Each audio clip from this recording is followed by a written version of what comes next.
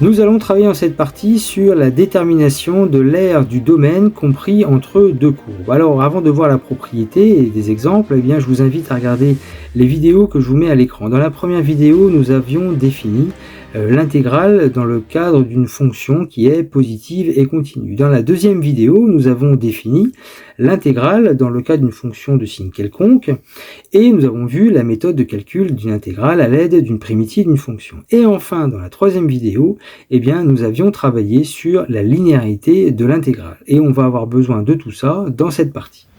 Alors nous allons nous placer dans le cas de fonctions continues et positives sur l'intervalle AB, CF et CG, donc les courbes représentatives de la fonction f et de la fonction g, et on suppose que sur un intervalle AB, eh bien f de x est inférieur ou égal à g de x. Si vous préférez, la courbe de la fonction f est en dessous de la courbe de la fonction g sur l'intervalle AB, ou dit autrement, la courbe de la fonction g est au-dessus de la courbe de la fonction f.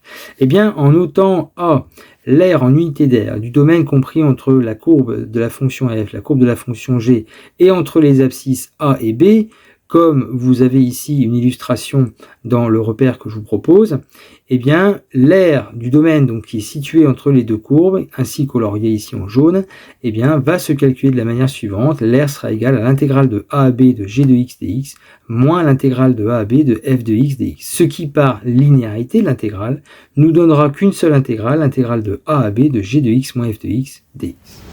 Alors pourquoi un tel résultat? Tout simplement parce que si on veut calculer l'aire du domaine compris entre les deux courbes, eh bien on va prendre l'aire totale qui est sous la courbe de la fonction g jusqu'à l'axe des abscisses, et ça se note l'intégrale de a à b de g de x dx, et on va enlever l'aire qui est sous la courbe de la fonction f, ou compris entre la courbe de la fonction f et l'axe des abscisses, et ça correspond à l'intégrale de a à b de f de x dx.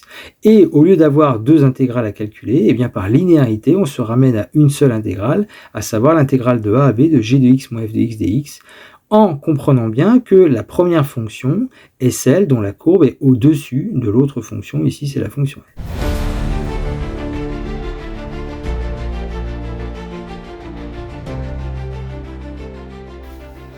Alors je vous propose un exemple d'application où nous allons considérer la fonction f définie par f de x égale 4 moins x carré, la fonction g définie par g de x égale moins x plus 2. Dans le repère que vous avez ici, j'ai représenté les courbes représentatives des fonctions f et g, et nous allons déterminer l'aire du domaine assuré en vert ici, donc qui se situe entre l'abscisse 0 et l'abscisse 2. Et donc au vu de ce graphique, eh bien sur l'intervalle 0,2, la courbe représentative de la fonction f est au-dessus de la courbe représentative de la fonction g. Donc comme sur l'intervalle 0,2, cf est au-dessus de cg, eh bien l'aire du domaine assuré en vert est égale à l'intégrale de 0 à 2 de f de x moins g de x dx. Nous remplaçons l'expression f de x par 4 moins x carré, l'expression g de x par moins x plus 2, nous réduisons cette expression, vous avez un moins devant la parenthèse, on change les signes, et nous obtenons moins x carré plus x plus 2. Donc on va calculer l'intégrale de 0 à 2 de moins x carré plus x plus 2, une primitive de x carré c'est 1 tiers de x au cube, primitive de x 1 demi de x carré, primitive de 2, 2x. Donc maintenant, nous allons pouvoir remplacer d'abord par 2, ce qui va donner moins 1 tiers fois 2 puissance 3, ce qui va faire moins 8 tiers. 2 au carré divisé par 2, ça fera 2. 2 fois 2, ça fait 4. Moins, on remplace par 0. En remplaçant par 0, eh bien, on obtiendra 0, ce qui nous fait moins 8 tiers plus 6. Et 6 étant égal à 18 tiers moins 8 tiers, ça nous fait 10 tiers. Donc l'aire du domaine assuré ici en vert est égale à 10 tiers.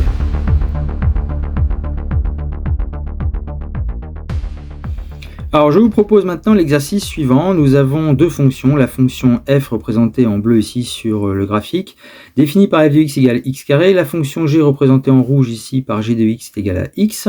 Alors on demande dans une première question de préciser la position relative des courbes CG et CF sur l'intervalle 0, 1.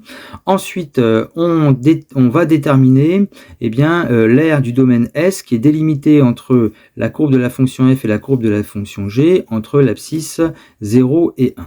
Donc on doit d'abord justifier que l'aire de cette surface S est égale à l'intégrale de 0 à 1 de x moins x carré dx.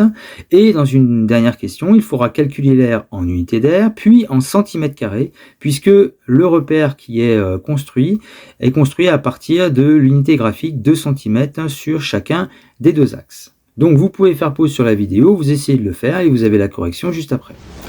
Alors en correction, au vu du graphique, eh bien sur l'intervalle 0, 1, la courbe de la fonction g est au-dessus de la courbe de la fonction f. Et donc comme sur l'intervalle 0, 1, la courbe de la fonction g est au-dessus de la courbe de la fonction f, l'aire de la surface demandée que j'ai assurée ici en vert est égale à l'intégrale de 0 à 1 de g de x moins f de x dx, c'est-à-dire l'aire est égale à l'intégrale de 0 à 1 de x moins x carré dx. Une primitive de x, c'est 1 demi de x carré. Une primitive de x carré, c'est 1 tiers de x au cube. Donc, pour calculer l'aire, eh bien, nous avons ici notre primitive. On commence par remplacer par 1. Donc, ça fera 1 demi moins 1 tiers. Moins, on remplace par 0, ça fera 0. Et 1 demi moins 1 tiers, ça fait 1 sixième. Sous-entendu, 1 sixième d'unité d'aire. Et je vous rappelle qu'une unité d'aire, eh bien, correspond à l'aire du carré que j'ai formé à partir des unités sur chacun des deux axes. Maintenant, comme de 0 à 1, nous avons 2 cm sur l'axe des abscisses et nous avons aussi 2 cm de 0 à 1 sur l'axe des ordonnées. Eh bien, le carré que j'ai assuré ici en noir a une aire en centimètres carrés de 4, puisqu'on fait 2 fois 2, c'est l'aire d'un carré. Donc, une unité d'aire correspond à 4 cm carrés. Et comme notre aire en unité d'aire est égale à 1 sixième, eh bien, pour avoir notre aire en centimètres carrés, nous faisons le calcul 1 sixième fois 4, c'est-à-dire 2 tiers de centimètres carrés.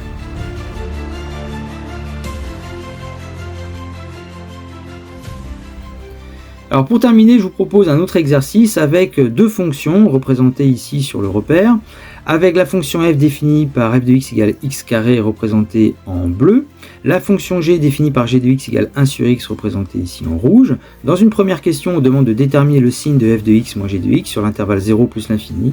Et dans une deuxième question, calculer l'aire du domaine délimité par les deux courbes entre l'abscisse 1 et l'abscisse e. Donc vous pouvez faire pause sur la vidéo, vous essayez de le faire, et vous avez la correction juste après.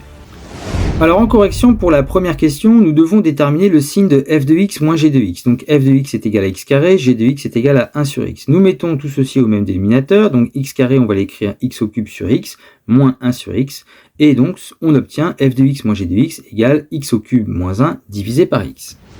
Alors pour déterminer le signe de x au cube moins 1 divisé par x, comme on travaille sur l'intervalle 0 plus l'infini, notre dénominateur x est positif. Il nous reste donc à déterminer le signe de x au cube moins 1. Pour ça, on va construire la fonction h définie par h de x égale x au cube moins 1. C'est une fonction qui est dérivable. Sa fonction dérivée étant égale à 3x carré, qui est donc positive, eh bien la dérivée étant positive, la fonction h est donc croissante sur l'intervalle 0 plus l'infini.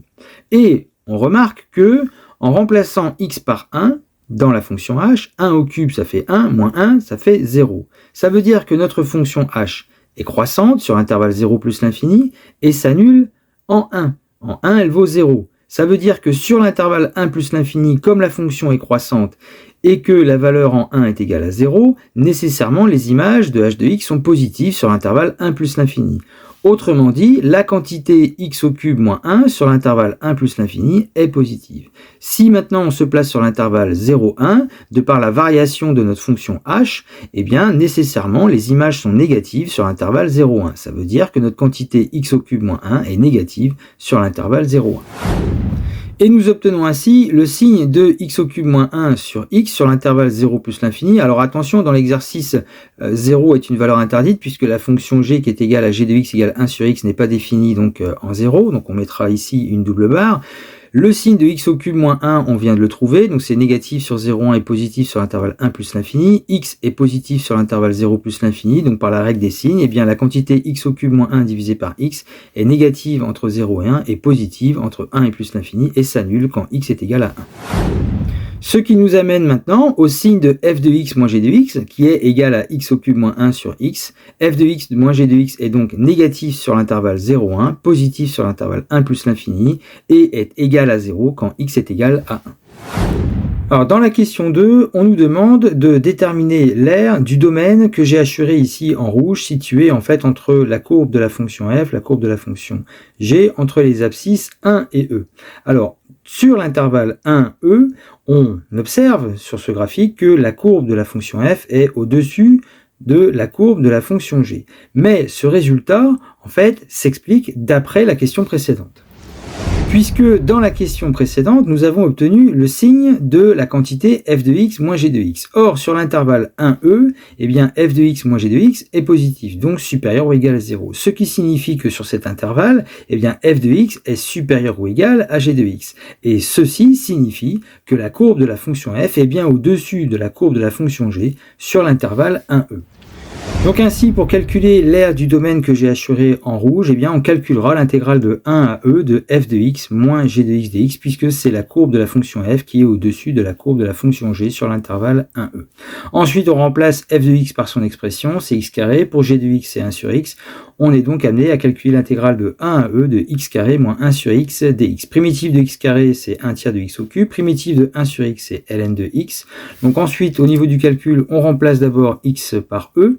Donc ça devient 1 tiers de exponentielle 3, moins ln de e, moins ensuite, entre parenthèses, on remplace par 1, donc ça fera 1 tiers moins ln de 1, ln de 1 étant égal à 0, ln de e est égal à 1, et on obtient donc 1 tiers d'exponentielle 3, moins 1, moins 1 tiers, c'est-à-dire 1 tiers d'exponentielle 3, moins 4 tiers, et puis on peut même factoriser par 1 tiers, ça fait 1 tiers, facteur de exponentielle 3, moins 4.